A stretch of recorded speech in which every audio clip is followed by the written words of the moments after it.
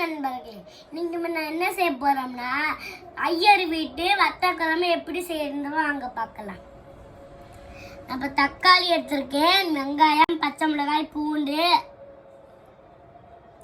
வத்தல், மிளகாய் தூள் 1 ஸ்பூன், மல்லித்தூள்,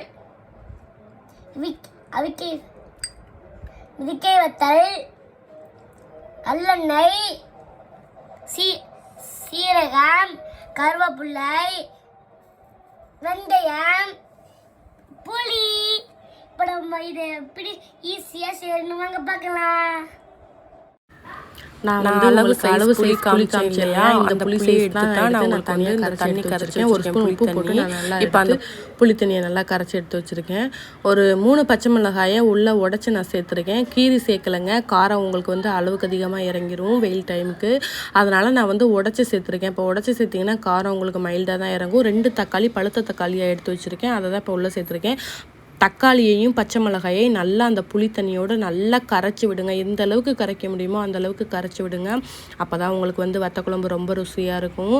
இப்போ நம்ம மல்லித்தூள் நான் வீட்டில் அரைச்ச மல்லித்தூள் தான் நான் சேர்க்க போகிறேன். ஒரு 2.5 ஸ்பூன் மல்லித்தூள் நான் சேர்த்துருக்கேன். அந்த சம்சாவால் 2.5 சம்சா மல்லித்தூள் சேர்த்துருக்கேன். 1 சம்சா மிளகாத்தூள் சேர்த்துருக்கேன். சின்ன வெங்காயம் ஒரு கைப்பிடி அளவு எடுத்து நான் தனியாக எடுத்து உரிச்சு வச்சுருக்கேன். நான் நறுக்கலைங்க, முழுசாக தான் நான் போட போகிறேன். வத்தக்குழம்புக்கு வெங்காயம் முழுசாக சேர்த்தா தான் நல்லாயிருக்கும். ஒரு 4 வெள்ளை பூண்டை தனியாக எடுத்து தோல் உரித்து எடுத்து வச்சுருக்கேன். அவ்வளோதாங்க வத்தக்குழம்புக்கு.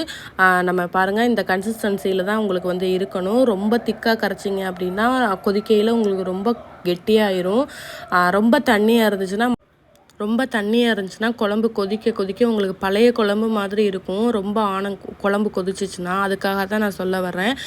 இப்போ பாருங்கள், ரெடி ஆயிடுச்சு அந்த கரைசல். இப்போ நம்ம தாளிச்சுக்கலாம். ஒரு பாத்திரத்தை எடுத்திருக்கேன். நான் ஒரு 75 ml நல்லெண்ணெய் சேர்த்துருக்கேங்க. நல்லெண்ணெய் தான் சேர்க்கணும், வத்த குழம்புக்கு நல்லெண்ணெய் தான் நல்லாயிருக்கும். அதனால் நான் நல்லெண்ணெய் 75 ml சேர்த்துருக்கேன். தாராளமாக சேர்த்துக்கோங்க. ஆயில் இப்போ நம்ம வத்தல் இருக்கு இல்லையா, சுண்ட வத்தல், அதை உள்ளே சேர்த்துட்டு நல்லா ஆயில் ஹீட் ஆனதுக்கப்புறம் போட்டுட்டு நல்லா கோல்டன் கலரில் பொரிச்சு எடுத்து வச்சுக்கோங்க. கறியை விட்டுறாதீங்க. கருப்பு கலரில் சில பேர் போடுவாங்க, அது மாதிரி போட்டிங்கன்னா கசப்பு தன்மை இறங்கிடும் வத்த குழம்புல. இந்த மாதிரி கோல்டன் கலரில் பொரித்து தனியாக ஒரு பாத்திரத்தில் எடுத்து வச்சுக்கோங்க. இப்போ நம்ம தாளிப்பு பொருளான வெந்தயமும் சீரகத்தையும் தான் நம்ம உள்ளே சேர்க்க போகிறோம். நான் வெந்தயம் 1 ஸ்பூன் எடுத்திருக்கேன், ஜீரகம் 1 ஸ்பூன் எடுத்திருக்கேன். இதுதான் நாங்கள் எங்கள் வீட்டில் தாளிப்புக்கு யூஸ் பண்ணுவோம். சில பேர் தாளிப்பு வடகம் சேர்ப்பாங்க, அதுவும் சேர்த்து நம்ம செஞ்சுக்கலாம். இப்போ நம்ம 1 ஸ்பூன் ஜீரகம் 1 ஸ்பூன் வெந்தயத்தை உள்ளே சேர்த்து பாருங்கள், நல்லா பொரிஞ்சு வருது இல்லையா, அந்த மாதிரி இருக்கணும். அப்போ தான் உங்களுக்கு வாசனை நல்லா இருக்கும் குழம்பு. இப்போ கொஞ்சமாக கருவேப்பிலை எடுத்து அதோடு சேர்த்து போட்டுட்டு இப்போ நம்ம உரிச்சு வச்சுருக்கோம் இல்லையா வெங்காயம், சின்ன வெங்காயத்தை நம்ம உள்ளே சேர்த்துட்டோம். சின்ன வெங்காயத்தை உள்ளே சேர்த்துட்டு நல்லா வதக்கி விடுங்க. சின்ன வெங்காயம் நல்லா கண்ணாடி பதத்துக்கு வரணும். அதுக்கப்புறம் தான் நம்ம உரிச்சு வச்ச வெள்ளை பூண்டை உள்ளே சேர்க்கணும். ஓரளவுக்கு நல்லா வதங்கட்டும். கொத்தவரை வத்தல் காமிச்சேன் இல்லையா, அதை தனியாக நான் தண்ணியில் எடுத்து ஊற வச்சு எடுத்து வச்சுருக்கேன். இப்போ வெங்காயம் ஓரளவுக்கு நல்லாவே வதங்கிருச்சு. இப்போ நம்ம வெள்ளை பூண்டை உள்ளே சேர்த்துடலாம். வெள்ளை பூண்டை உள்ளே சேர்த்துட்டு நல்லா வதக்கி விடுங்க. நான் குழம்புல மிளகாய்த்தூள் 1 ஸ்பூன் தான் சேர்த்துருக்கிறனால இதில் ஒரு 1/2 ஸ்பூன் நான் சேர்ப்பேங்க. இப்போ நம்ம வறுத்து வச்சுருக்க வத்தல் இருக்கும் இல்லையா, அந்த வத்தலையும் உள்ளே சேர்த்துட்டு நல்லா கிளறி விடுங்க. ஒரு 1/2 ஸ்பூன் மிளகாத்தூள் நான் இந்த ஸ்டேஜில் நான் சேர்த்துருக்கேன். மிளகாத்தூளை போட்டுட்டு அடுப்பை ஃபுல் ஃப்ளேமில் வைக்காதீங்க, மிளகாத்தூள் கரிஞ்சு போயிடும்.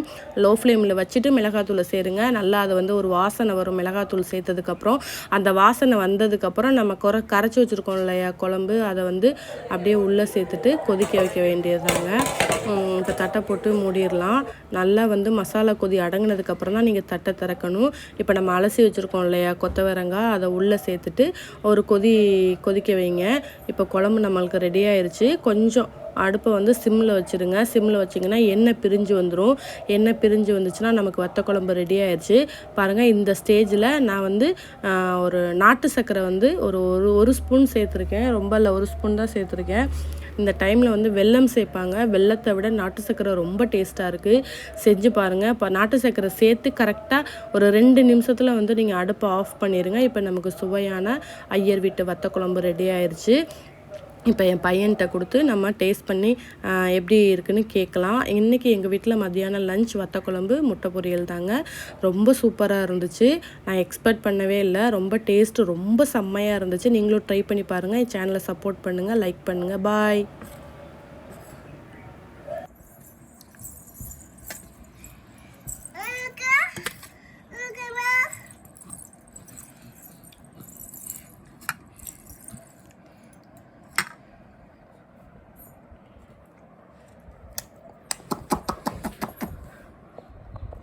ஃப்ரெண்ட்ஸ், இப்போ நம்மளோட வத்த குழம்பு ரெடி ஆயிடுச்சு. இப்போ நம்ம டேஸ்டிங் சொல்லலாமா?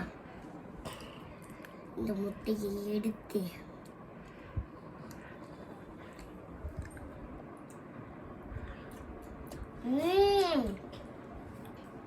இந்த மாதிரி நான் வாழ்க்கை இந்த மாதிரி வத்தகம் சாப்பிட்டு நண்பர்களே, ஐயர் வீட்டில் போடுற வத்த குழம்பு ஒரே நண்பர்களே, மறக்காம என் சேனல் சப்ஸ்கிரைப் பண்ணுங்க, லைக் பண்ணுங்க, மறக்காம பக்கத்தில் இருக்க பெல் ஐகானை கிளிக் பண்ணி விட்ருங்க.